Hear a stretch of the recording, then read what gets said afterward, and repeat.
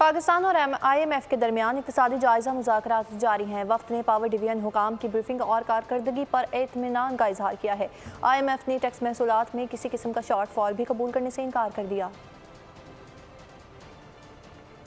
और IMF के दरमियान मुज़ाकरात जारी। माशी रेवेन्यू के साथ तवानाई सेक्टर से मुतालिक इक़दामात, इस्तिलाहात और दीगर उमूर से मुतालिक IMF वफ़द और हुकूमती हुक्काम के दरमियान बातचीत हुई। FBR से मुज़ाकरात में IMF ने अगली किस्त के लिए अपनी शराइत सख्त तर कर दी। टैक्स महसूलात में किसी किस्म का शॉर्ट फॉल भी कबूल करने से इनकार। जून 2024 तक 6,670 अरब रुपए महसूलात जमा कैसे होंगे, प्लान मांग लिया गया। तमाम सेक्टर्स के महसूलात रिपोर्ट तलब कर ली। हुकूमत ने टैक्स नेट में शामिल 10 लाख नए टैक्स दहिंदगान की तफसीलात IMF को शेयर कर दी। 49 लाख टैक्स दहिंदगान की तादाद 1 करोड़ तक ले जाने पर भी तबादला ख्याल किया गया। मुतालबात से मुतालिक रिपोर्ट पीर को पेश की जाएगी। पाकिस्तान हुक्काम के साथ IMF हुक्काम के मुज़ाकरात 15 नवंबर तक जारी रहेंगे।